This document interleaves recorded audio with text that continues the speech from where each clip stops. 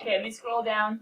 We're going to go peek real fast. I'm going to have you guys explain what you did, why we did, why you did, what you did, why you did, and then we'll check the answer real fast. So, number 12A. Hold on, what are we given? A table of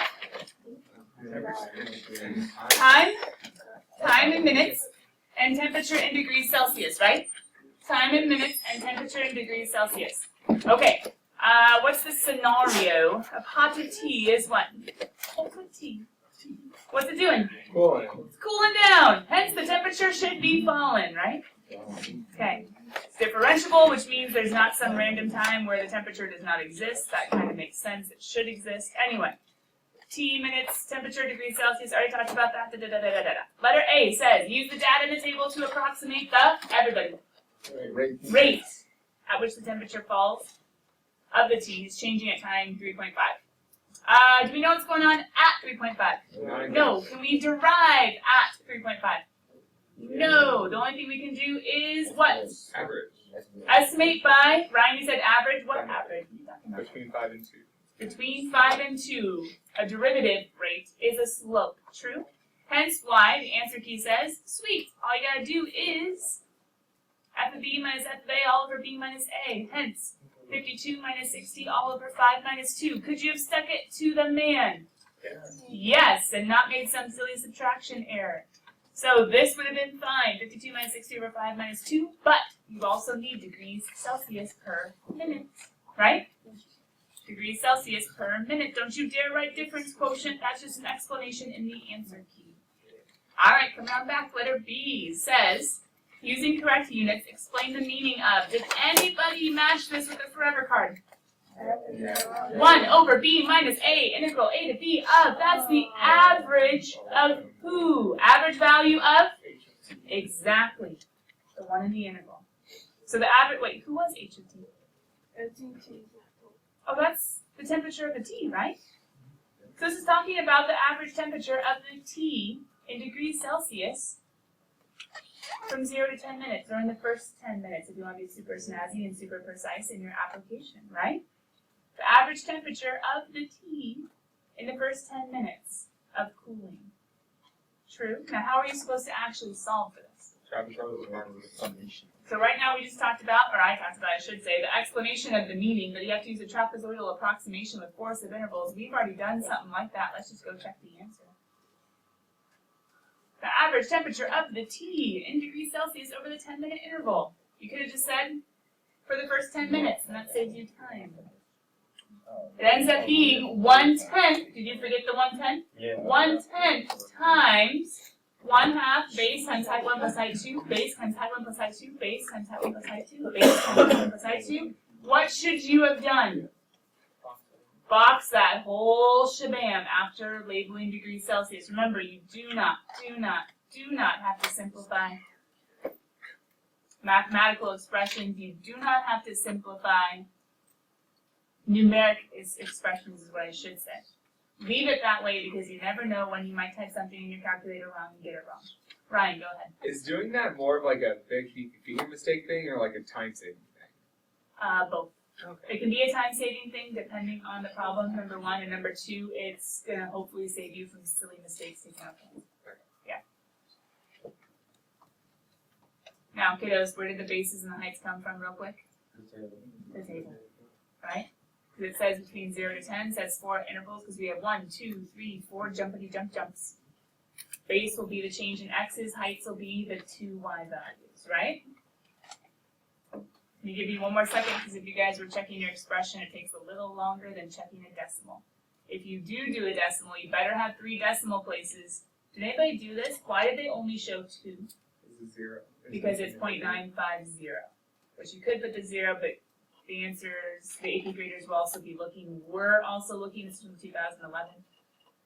One of my first years teaching is actually like my 3rd year teaching. But anyway, they hated the tea and biscuit problem.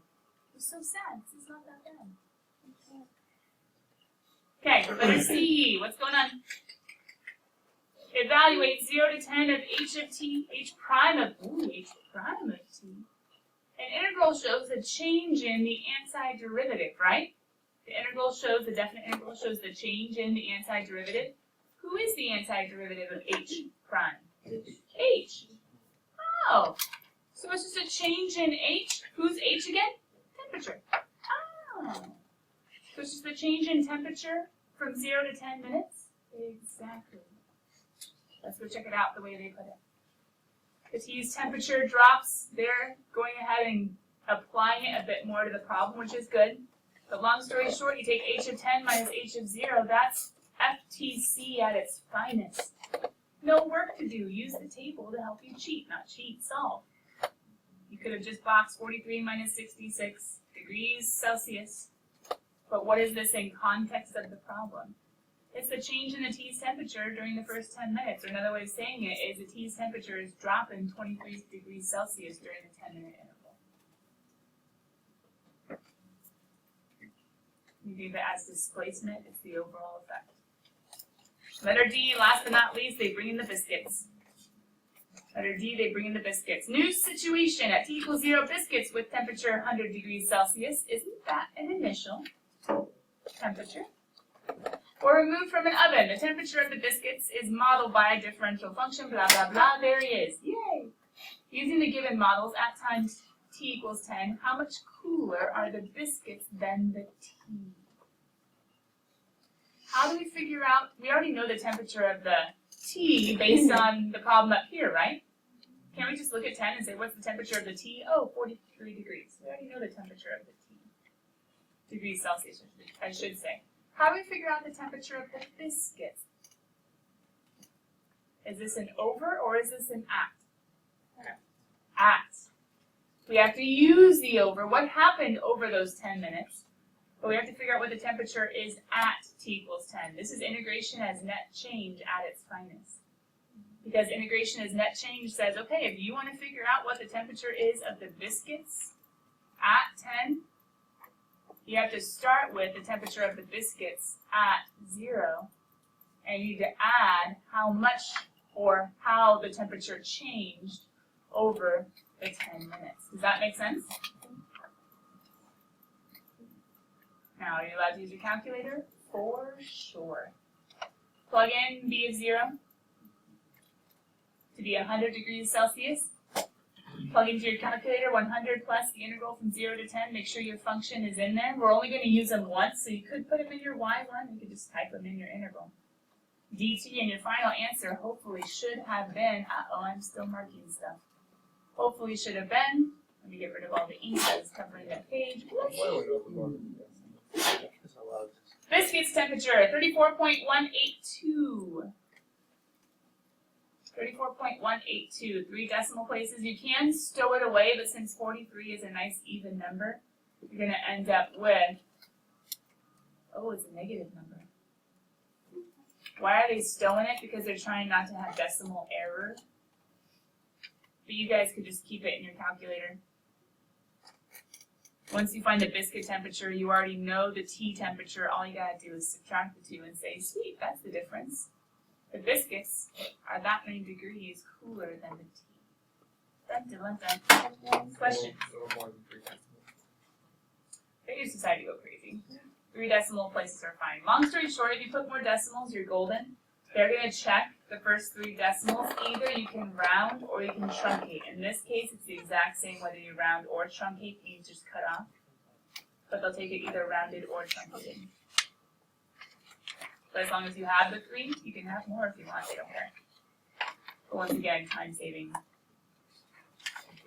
in the broader context. All right, questions though on A, B, C, or D?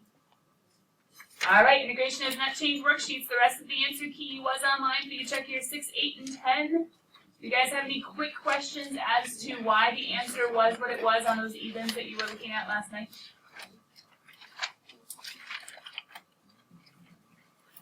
I'm not saying they weren't tricky. I'm not saying some of the things got a little weird, but any questions? 1, 6, 8, or 10? All right, you can ask me if you have like just a you question later on, but right now, pass them to me. Actually, never mind. Pass them over to that side and get them in the tray.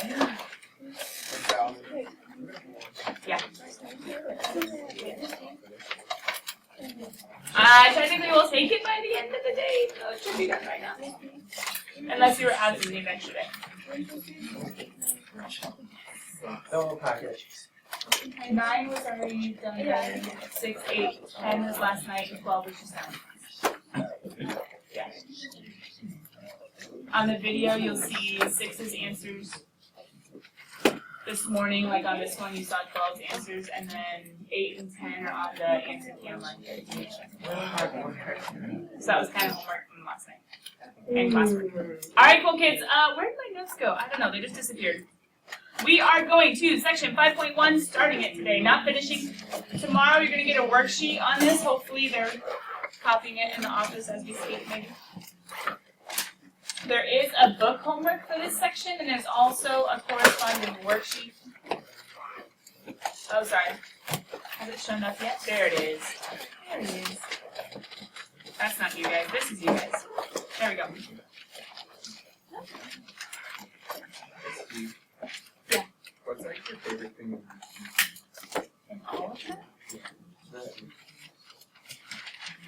I love those geometry pictures where there were tons of X's and you had to use all your knowledge of like vertical angles and all that. I like that. I like that. I like T proofs. Like some algebraic things, but something gets easy. I do like calculus, like almost every topic. Almost every topic. Yeah. I asked. I got approval, except they think our logo is too small, and then I tried to do like a roundabout to be like, oh, it's okay from someone higher, and they're like, you should actually have Heritage Christian somewhere on there. So yeah. Why? So it's not up to me. It's technically a policy. There's like an actual guideline for clothing, and someone didn't follow it earlier this year, and so we all have to follow it even closer. It wasn't me. But anyway, so we have to be even more careful and careful. So I need to figure out where to put HCS. Can we do it underneath the hood, like right at the top of the neck? It's not visible. It wouldn't be visible, and then we get in trouble. I was gonna try. Grades were due, and so I got distracted. I was gonna try the logo in the front, trying to do one of the HCS shield logos instead, and see if that works. Like if it has HCS actually in it in the same spot. But if there's the hole, it's too small again. I'll probably just throw one of the formal heritage ones, like in the back or something, underneath the hood. Something like that. Are they like worth it? You go with like a razor blade? Yeah. That's horrible. Anyway. So are we in agreement with the HCS trying the front just in the same logo spot? Problem is I haven't had a chance to ask anyone, and I've just been doing grades nonstop. Yay, grading. Okay, so.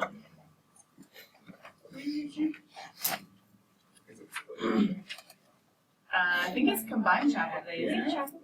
Yeah, I think it's combined chapel. Yeah, bleachers. I think it's combined. It's combined sometime. It might not be this week. It might be next week. It's today. It's this week. We get the little people. They're so sweet. Please be good examples to the little people. Stop polluting their minds. Anyway, way back. Not mine. You shouldn't say it that way. They're behavior.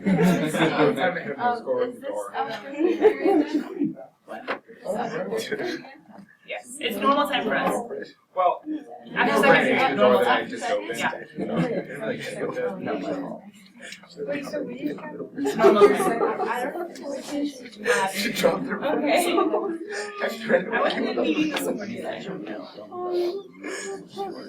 You guys almost have it, right? No. Anybody see the power button for my projector?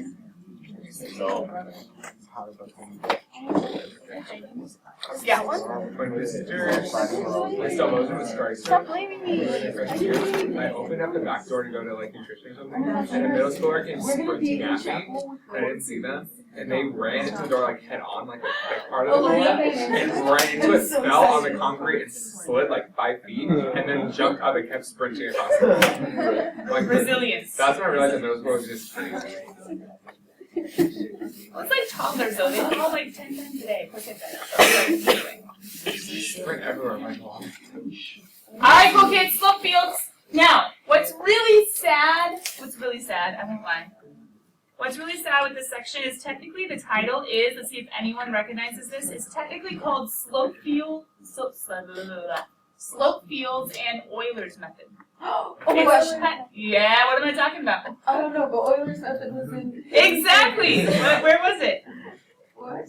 It was where again? Hidden figures. Hidden figures. Sorry, I'm checking the announcements real fast. Is there anything special? Combined chapel schedule.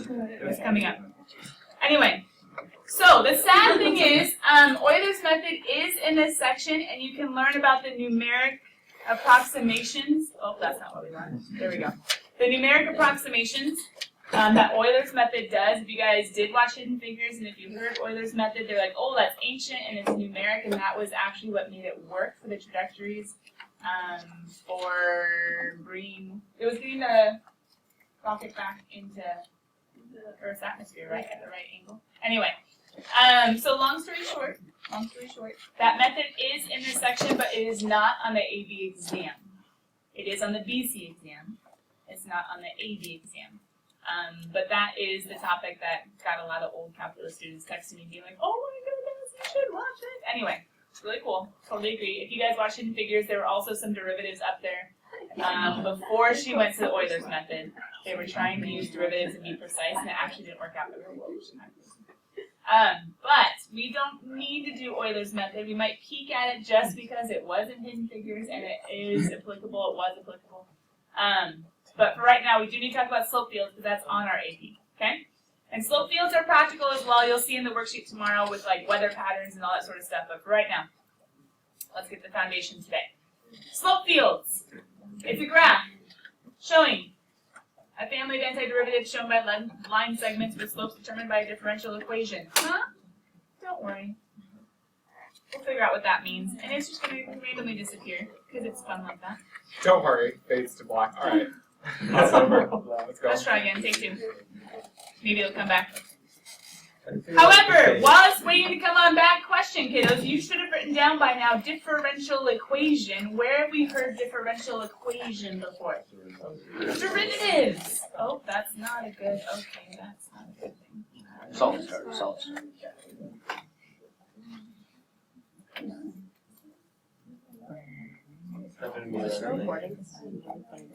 Only they It would be all of our like device, including Wi-Fi and wire. But call these works. Even when I disconnect to the router, somehow we still have Wi-Fi. Don't understand it. That's how our house works. Okay, maybe. Everything is for COVID. Yeah. Struggle. Come on, think about it. Go. I don't know. All right, take two. Thank you for your entertaining of yourselves during that technical difficulty. So now we're back. Purpose, provide a visual perspective of the solutions to differential equations. But before we go any further, let's review differential equations in a way that maybe you haven't seen before. Differential equations, there's a whole college level upper math class called Diffie-Q's, order differential equations. And it's a party? I don't know. It's a little rough. What we're seeing are the easiest types of differential equations. However, you are going to get a quick introduction in your homework for this section to harder differential equations. Question, why is this called, or why would this be a harder differential equation than what we see? Because Has two y's, that's a little tricky. What else? and there's one to the end. And there's one to the, not to the end actually, can you guys see it? What is that? Oh, double. Okay, it's double prime. Technically, we would call this, since there is a double prime, we would technically call this a second order differential equation. If there is a second derivative, we would call it a second order differential equation. Maybe now know where Diffie-Q's come from. But second order differential equation because there's a second derivative. The ones that we are going to be seeing for the most part are first order differential equations, just with the first derivative. Just to give you a quick little heads up how you could go about solving this, even though we're not technically being asked to solve something this complicated. We could go ahead and name this guy the second derivative, right? We could move y to the other side. That's going to get a little complicated because that notation we're not used to. So what we could go ahead and do is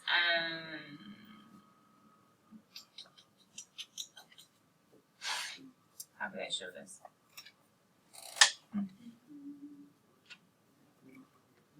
I don't like my notation right now. We could name y prime something else. No, that's not going to work. Long story short, if we have our y double prime this away, and our y over there, we could subtract the y, then we could divide the y. So we have y double prime over y equals, there we go, 1. And if you think about our little technique of multiplying like a dx over to this side, we could, in a sense, have the integral of 1 over y dy equals dx. The dilemma is when we integrate this, though, we're just going back 1 from the second derivative. We'd actually need to go back 2. So the higher order differential equations get quite a bit more complicated in sense of notation and solving and whatnot. So if you see a higher order differential equation, you're probably being given something to the effect of these directions where it says, basically, determine whether each is a solution. You're just trying to check. You're just trying to check. But how are we going to check to make sure that each of these works, or whether it works? Well, hold on. What would it take for letter A to work, guys? Yeah. Y is equal to sine of x. What's y prime equal?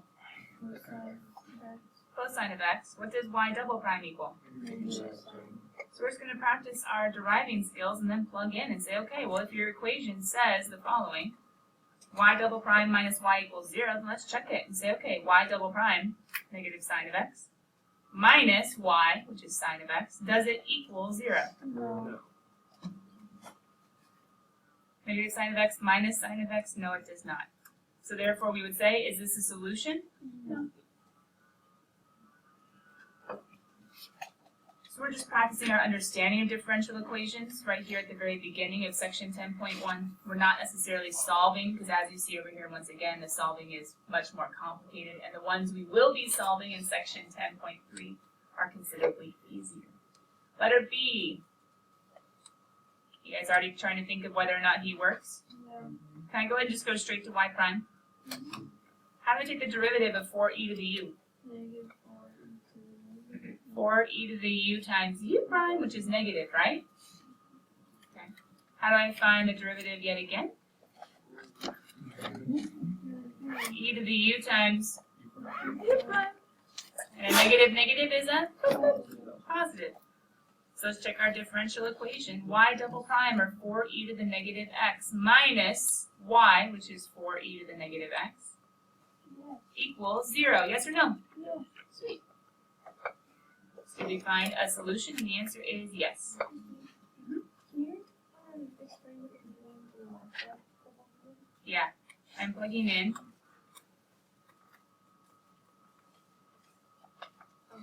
that make sense? And then same thing on this one. So I'm taking not everybody, just y double prime and just y, and I'm seeing is it 0. You can just like look at them if they match. Just make that jump like right. If you can mental math it, yeah, just be careful. Yeah, just be careful. So then letter C, if we're trying to once again figure out, I'm just showing my work, guys. What's the derivative of c e to the cx? Because e to the x times the constant, right? No big deal. What would y double prime be? Oh my goodness. So is c e to the x minus c e to the x equal to 0? What kinds of functions does it make sense for this differential equation to include? Well, which function stays the same when you integrate it? Exponentially ones. So it makes sense that exponentially ones would work. It makes sense that exponentially ones would work. Alright, so if you're just trying to check whether or not a function is a solution, what are you doing? You're actually figuring out the details of that function and plugging into the differential equation and saying, hey, does it work? Does that make sense? Cool. Let's go ahead and keep going. So, something else we should talk about before going too much further in section 5.1. The difference between a general solution and a particular solution. The difference between a general solution and a particular solution. We've talked about it. Let's talk about it in a little bit more detail.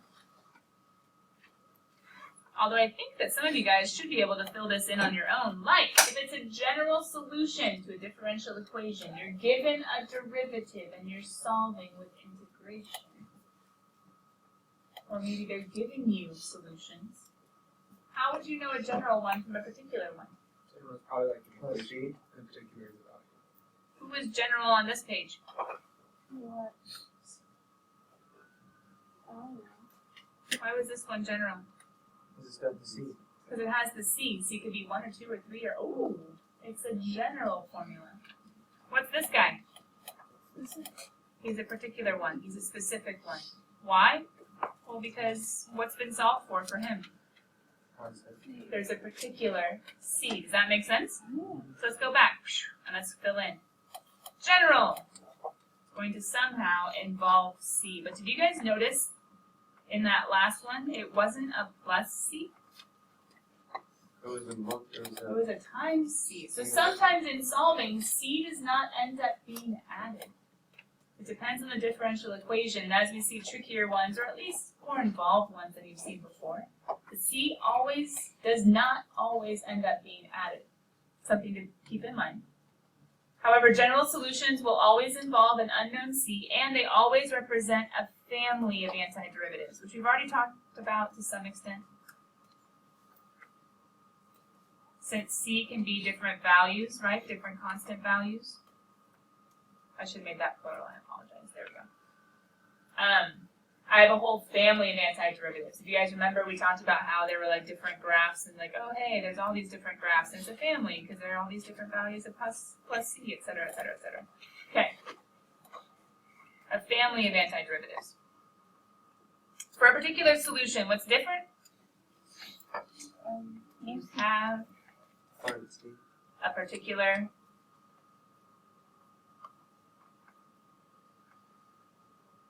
solution, aka a particular point. If you have a particular solution or you have a particular point, Brandon, you already said it, what can you use it for?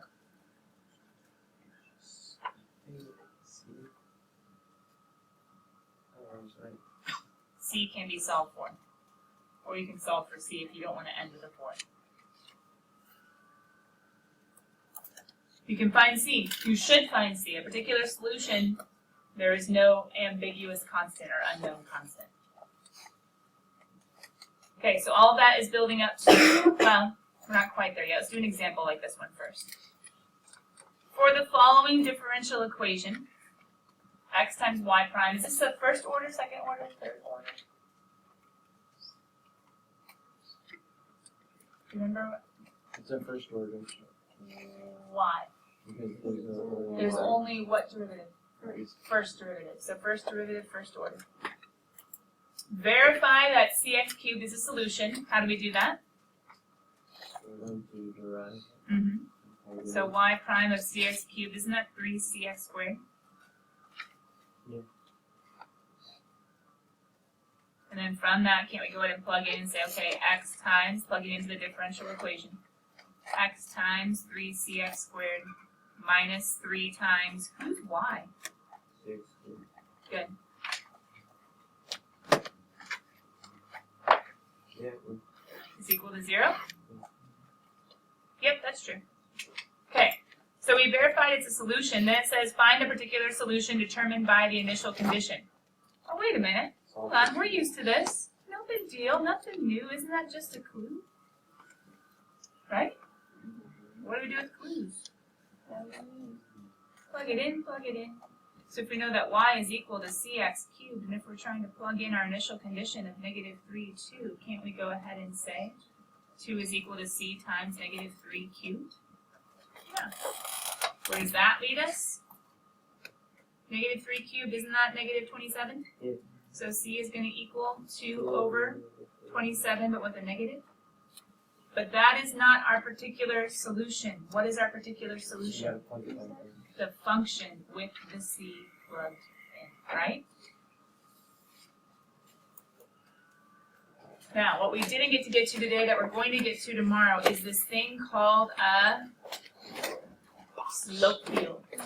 And long story short of a slope field before, don't worry, it hasn't been made yet. What is a slope field? You don't have to write it, but I do want you to read it real quick. You assign little baby tangent lines to separate points to make something that looks a little bit like Ew. Don't be a tangent line. Don't be a tangent line. We can That's start like tomorrow. Bye guys, see you later. Homework, you can maybe, you can start with the differential solution-y thing. Yeah, thank you. How many homeworks is there? You can start homework, but you definitely can't finish it. It'll be online by lunchtime. Bye guys. Are you going tonight? No, Better. I have a meeting right after school, so you can't be in here from 3 to 3:30, but otherwise before or after is okay.